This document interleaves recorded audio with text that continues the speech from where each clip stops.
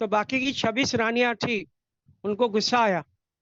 उसने अपने पिता को, दक्ष प्रजापति को कंप्लेंट किया कि चंद्रमा को अपना रूप का बहुत अभिमान है और 26 रानियों के साथ रहता है, हमारे साथ, अरे एक ही रानी के साथ रहता है, 26 रानी के साथ आता नहीं है। तो दक्ष प्रजापति ने अपने दामाद को समझाया, क्योंकि ससुर दामाद को समझा सकते हैं, कि हे चंद्रदेव, आपकी कंप्लेंट है, मेरी बेटियों ने की है कि आप रोहिणी के साथ रहते हो, बाकी की रानी के साथ नहीं जाते, इसका क्या कारण। तो चंद्रमा कुछ नहीं बोला, फिर भी वही का वही सिलसिला चालू रहने लगा। तो फिर दक्ष प्रजापति को एक दिन गुस्सा आया और चंद्रमा को उन्होंने श्राप दे दिया। पुराने जमाने में जब श्राप देते थे तो तुरंत उसका इफेक्ट आता था। तो उन्होंने श्राप दे दिया कि जा, तेरे को रूप का अभिमान है, तुझे क्षय हो जाए, क्षय यानी टीबी। तो टीबी होने लगा उसको, वो काला पड़ने लगे। दिन ब दिन उसका शरीर जो है सूक्ष्म अवस्था में आ गया।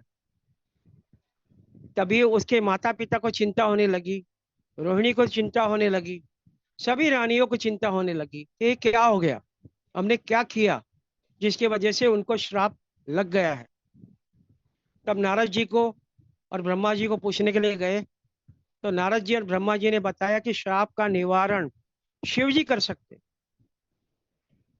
तो चंद्रमा ने, आपको यदि याद होगा कि हमारे 12 ज्योतिर्लिंग है, वो 12 ज्योतिर्लिंग 12 राशि पे डिपेंड है। ये भी सोचो लॉजिक, 12 ज्योतिर्लिंग और 12 राशियां कैसे आए, वो मैं आपको कभी न कभी आपको व्हाट्सएप पे डाल दूंगा। तो चंद्रमा ने सबसे पहले अपनी रानी रोहिणी के साथ सौराष्ट्र में सोमनाथ का मंदिर है, वहां पे सोने का शिवलिंग बनाया और उसकी अभिषेक किया। 6 महीने तक लगातार अभिषेक करने के बाद, 6 महीने तक शिव जी को रिझाने के बाद, शिव जी वहां पार्वती जी के साथ प्रकट हुए और चंद्रमा को बोला कि तुझे जो श्राप दिया है वो श्राप तो मिथ्या नहीं जाएगा, मगर तेरा 15 दिन जो क्षय है, यानी पूर्णिमा के बाद जो क्षय होता है, वो उसका टीबी का कारण है। यानी 15 अमावस्या और पूर्णिमा के बाद चंद्रमा धीरे धीरे धीरे धीरे करके कम दिखाई देने लगता है, और फिर अमावस्या के बाद चंद्रमा वापस खिलने लगता है। तो हमारा जो मन है वो चंद्रमा से डिपेंड है। कैसे, आपने देखा होगा कि समुद्र के अंदर में ज्वार भाटा आता है। ओके, मतलब जब अमावस्या रहती है तब क्या होता है, पानी की जो लहरें हैं वो काफी हद तक बाहर निकल जाती है। तो पानी का कंट्रोल चंद्रमा के साथ है।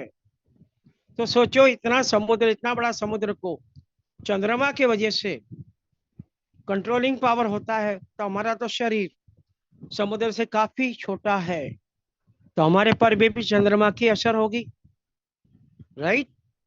तो 27 नक्षत्र में जब चंद्रमा घूमता है, उस दिन जो राशि के पास में वो रहेगा, उस राशि का लॉर्ड का इफेक्ट हमारे बॉडी पे आएगा।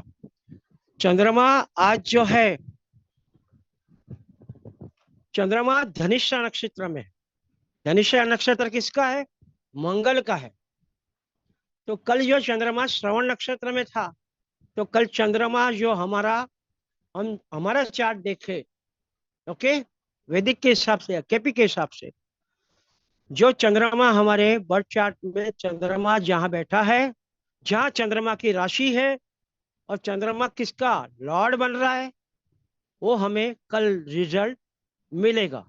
अगर जैसे मैं बोल सकता हूँ कि मेरा कल चंद्रमा 2 नंबर, 5 नंबर और 7 नंबर दिखा रहा था, तो मुझे कल कंसल्टेंसी मिली और मुझे पैसे आए, क्योंकि श्रवण नक्षत्र के अंदर में जब चंद्रमा आया तो चंद्रमा मेरे को दे रहा था 2, 5 और 7।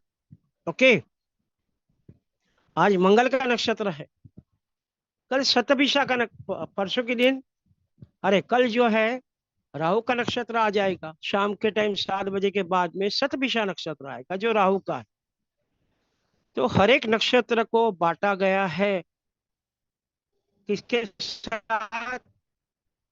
प्लेनेट के साथ। ये एस्ट्रोलॉजी है। अभी 360 डिग्री को हमने 12 से डिवाइड किया तो 30 आता है। तो एक राशि हमारी 30 डिग्री की होती है और चंद्रमा 2.25 दिन एक राशि में रहता है। ओके, चंद्रमा के वजह से हमारा बॉडी का अंदर में हार्मोन्स बैलेंसिंग भी होता है। अगर मैं बात करूं, फीमेल जितनी भी लेडीज है उनका चंद्रमा और मंगल यदि अच्छा हो तो उसका मासिक धर्म के अंदर प्रॉब्लम नहीं आएगी। हर 27 दिन के बाद मासिक धर्म शुरू होता है, 4 दिन तक रहता है।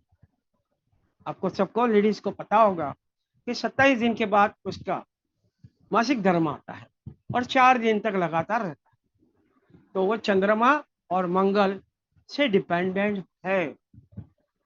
ये बात होगी चंद्रमा की। तो हमें हर दिन चंद्रमा को देखना है। हम सूरज की पूजा कर रहे हैं, हमने कभी चंद्रमा को देखा? नहीं देखा होगा। मगर आप देखो, किसी को भी मेंटल हेल्थ का रिलेशन मतलब उसमें तकलीफ है तो उन्होंने पूर्णिमा का चंद्रमा के अंदर चावल यानी पौवा बोलते हैं उसको, पौवा और दूध रख देना चाहिए पूरे पूर्णमासी के रात में और सुबह में उसको ग्रहण करना चाहिए, क्योंकि वो शीतलता है। चावल यानी पोहे जो बने हैं वो भी चावल से बने हैं।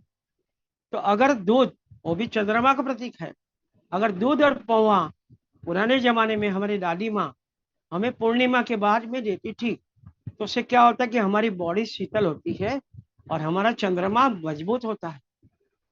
तो सिर्फ चंद्रमा के लिए बोला गया है कि चांदी के गिलास में पानी पीना है। चांदी क्या है? चंद्रमा को रिप्रेजेंटिव कर रही। ओके, सूर्य क्या है? तांबा को रिप्रेजेंटिव कर। सूर्य का ग्रेन्स क्या है? गेहूं।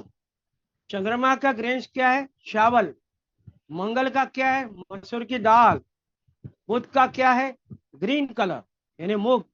गुरु का क्या है? चने की दाल। शुक्र का क्या है? मिश्री और दही। ओके, शनि का क्या है? उड़द की दाल और तेल। राहु जो है काले उड़द और जौ। ओके, इससे से हम हर एक प्लेनेट को डिकोड कर सकते हैं।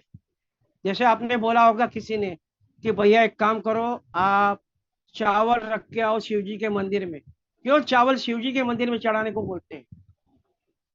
क्योंकि शिव जी को चंद्रमा पसंद है। आपने देखा होगा शिव जी का रूप, शिव जी ने अपने माथे पे दूज का चांद, द्वितीय का चांद अपने माथे पे लगाया है।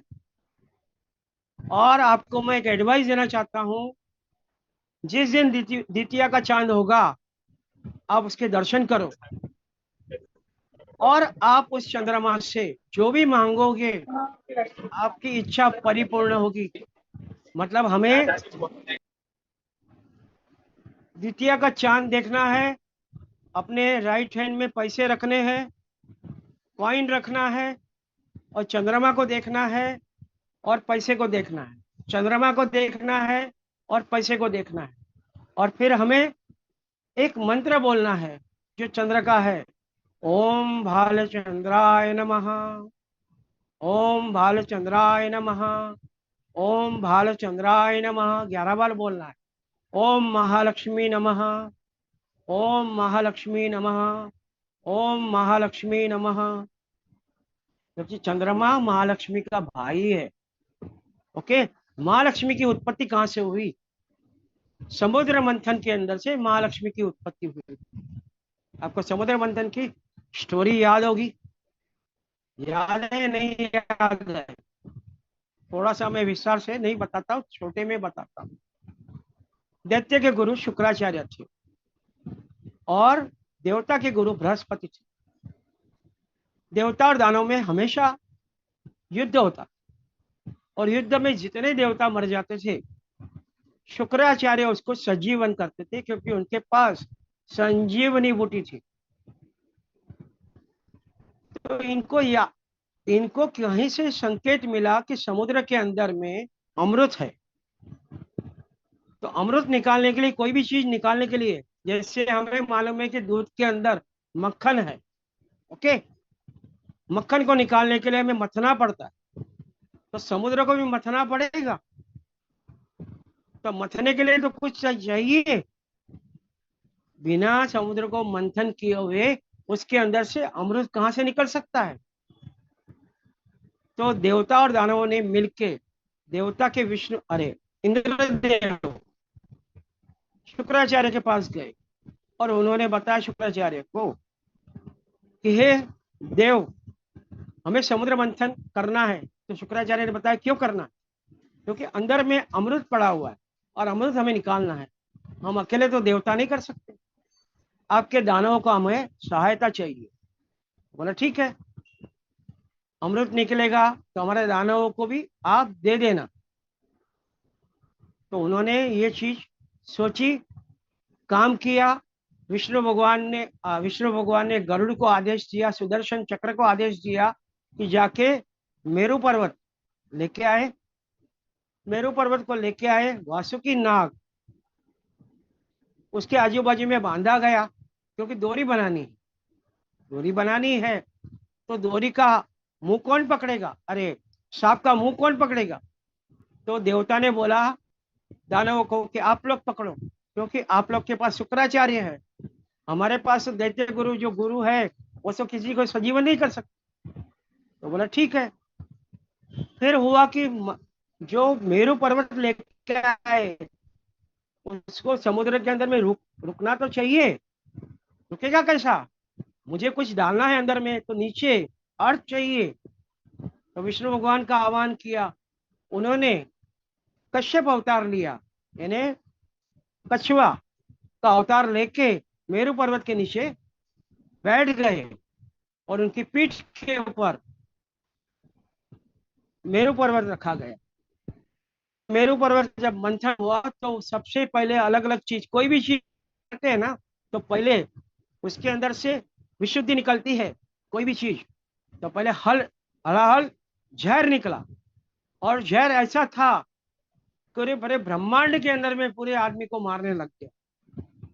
तब शिव जी को आह्वान किया, शिव जी ने अपने गले में जहर पिया और उनका नाम नीलकंठ पड़ा।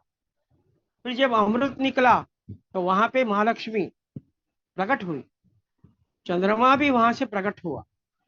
महालक्ष्मी ने क्या बोला, विष्णु भगवान ही थे वो महालक्ष्मी के रूप में, उन्होंने क्या बोला कि जो घाड़ा है, नीचे जो मट्ठा रहता है वो आपको देगी, ऊपर की छाछ जो है वो देवता को पिलाते। वो पूरे राक्षस जो है उसमें आ गए, मगर एक राक्षस ऐसा था जो राहु और केतु बना। शुक्राचार्य ने उसको संकेत दिया था कि भैया तू चतुर हो जाना। उसने चंद्रमा और सूर्य के बीच में देवता का रूप लेके बैठ गया और उसने अमृत पान किया। जैसे किया तो सूर्य और चंद्रमा ने उसकी कंप्लेंट की, तो विष्णु भगवान ने उसका सिर जो है धड़ से अलग कर दिया। इसके लिए बोलते हैं राहु। धड़ का मतलब सिर का हिस्सा राहु और नीचे का हिस्सा केतु। राहु के पास दिमाग है मगर हार्ट नहीं है, और केतु के पास दिमाग नहीं है मगर हार्ट है। आपका जो पैरों का हिस्सा है वो केतु है, आपका सिर का हिस्सा जो है राहु है। जब हमारे मन में विचार आते हैं तब कभी कभी नेगेटिव थॉट्स आ जाते। नेगेटिव थॉट्स क्यों आते हैं, क्योंकि हमारे सिर के ऊपर राहु का वास है और हमारे पैर के वहां केतु है। 180 डिग्री नॉर्थ पोल राहु है, साउथ पोल केतु है। ये हो गई आपकी स्टोरी। अभी हम जैसे किसी की कुंडली देखते हैं तो सबसे पहले क्या देखते हैं, उसका लग्न देखते हैं। लग्न क्या है? जो पूर्व क्षितिज के अंदर जो राशि उदित होती है, उस टाइम पे जो राशि होती है वो हमारा लग्न है। यानी समझो मेरा जन्म हुआ है सुबह 6 से 7 बजे के बीच में, और पूर्व क्षितिज में मेष राशि है, तो मेरा मेष लग्न होगा। और चंद्रमा उस दिन जो राशि में होगा वो मेरी चंद्र की राशि होगी। मेरा शरीर मंगल रूपी होगा, मतलब मेरे में एनर्जी लेवल अच्छी होगी। मगर मेरा मंगल कहाँ पे बैठा है? शरीर का जो ये बोलते हैं ना कि शरीर मंगल है, मगर मंगल कहाँ पे बैठा है? वो प्रवृत्ति मेरे में ज्यादा रहेगी, उसके प्रति मेरा अटैचमेंट ज्यादा रहेगा। चंद्रमा यानी हमारा ड्राइवर है। ड्राइवर क्या करता है? गाड़ी चलाता है। ड्राइवर गाड़ी चलाता है। हमारा मेन बॉस कौन है? ऊपर वाला, भगवान। भगवान जो मानते हैं, हम बोलते हैं ना कि हमारा दिमाग, हम चंद्रमा से जुड़े हुए, तो हमारा मन है ड्राइवर। तो जैसे मन आज बोलेगा मुझे मूवी देखने को जाना है, तो मैं मूवी देखने जाऊंगा। मुझे लग रहा है आज मुझे मूवी नहीं, मुझे रेस्टोरेंट जाना है, तो मैं रेस्टोरेंट जाऊंगा। तो रेस्टोरेंट में भी चॉइस आती है, यार मैं बाहर से कुछ खाना खा लूं। नहीं नहीं नहीं, मेरा स्टैंडर्ड है। तो स्टैंडर्ड क्या आया? हो सकता है मेरे में क्रिएटिविटी शुक्र की हो, तो मुझे अच्छा लजीज खाना पसंद है, तो मैं एक बड़ी होटल में जाके खाना खाऊं। ये विचार आते हैं राहु के। ओके, तो राहु हमारा विचार है। ओके, और चंद्रमा हमारा मन है। तो मन, शरीर, और सूर्य है आत्मा। ओके, देखो, चंद्रमा को हम जोड़ते हैं माँ के साथ, सूर्य को हम जोड़ते हैं पिता के साथ। सूर्य चंद्र के वजह से, मतलब माँ और पिता के वजह से हमारी उत्पत्ति हुई है। हम वास्तु के अंदर में या एस्ट्रोलॉजी में सब देखते हैं कि मेरा मंगल खराब है। भैया तेरे भाई के साथ तेरा रिलेशन कैसा है? अगर भाई के साथ रिलेशन अच्छा नहीं है तो उसका मंगल बिगड़ा। और मंगल बिगड़ा मतलब मैं बोल सकता हूँ साउथ डायरेक्शन बिगड़ा। सूर्य किसी का ठीक नहीं है, तो उसका जहाँ पे काम करेगा उसका बॉस के साथ उसका रिलेशन अच्छा नहीं रहेगा, पिता के साथ उसकी नहीं बनेगी। चंद्रमा अच्छा नहीं है तो माता के साथ रिलेशन अच्छा नहीं रहेगा। तो हमारा नॉर्थ वेस्ट डायरेक्शन वास्तु के अंदर वो चंद्रमा को डिपेंड करता है। हमारा ईस्ट डायरेक्शन सूर्य से डिपेंड करता है। ओके, तो ये मोटी मोटी स्टोरी है, हम एस्ट्रोलॉजी पॉइंट से देख सकते हैं। दूसरी बात, हमें जब कुंडली देखते हैं तो हमें केंद्र देखते हैं। 1 नंबर, 4 नंबर, 7 नंबर और 10 नंबर एक केंद्र है। यदि केंद्र में ग्रह बैठे हुए हैं तो बहुत अच्छी बात है। जैसे लाल किताब में बोला गया है, 1 नंबर, 4 नंबर, 7 नंबर और 10 नंबर बंद मुट्ठी के ग्रह है। मतलब जब बच्चा जन्मता है ना, तो अपनी मुट्ठी बंद करके लेके आता है। तो बंद मुट्ठी के ग्रह कौन से है? 1 नंबर में सूर्य, 4 नंबर में गुरु, 7 नंबर में शनि और 10 नंबर में मंगल। बराबर है। अगर 1 नंबर कुंडली में मेरा सूर्य आ गया तो मुझे जिंदगी में सूर्य का चीज, सूर्य का सामान किसी को डोनेट नहीं करना है। अगर मैं डोनेट करूं तो मेरे पिता को तकलीफ आएगी। अगर पिता नहीं है तो बड़े भाई को तकलीफ आएगी। सूर्य का सामान कौन सा है? तांबा, गुड़ और गेहूं। मेरे 4 नंबर में गुरु बैठा है, तो गुरु का सामान किताबें, धोती यानी कपड़ा, बिना सिया हुआ कपड़ा। ओके, किसी को डोनेट नहीं करना है। चने की दाल डोनेट नहीं करना है। सोने की चीज डोनेट नहीं करना है। अपनी किताबें हम क्या करते हैं? अपनी किताबें, हम समझो अभी 10th स्टैंडर्ड में है, हम पास हो गए, तो हम हमारी किताबें किसी बच्चे को दे देते हैं। मगर वो गलत है। हमने गुरु को डोनेट कर दिया तो हमारा गुरु खराब हो जाएगा। हमें तकलीफ होगी आगे जाके, तो हमें क्या करना है? समझो हमको लगा कि भाई किसी गरीब आदमी को जरूरत है किताबें की, तो उसको बोलना है भाई मेरे घर से किताबें लेके जा, मुझे 10 रुपया दे देना भाई, मुझे 10 रुपया दे देना। बस मैंने गुरु को दिया और बुध मैंने ले लिया, मतलब बुध यानी करेंसी, करेंसी मैंने पैसा ले लिया, तो गुरु का दोष मुझे लगेगा नहीं। 7 नंबर में शनि। शनि मतलब क्या है?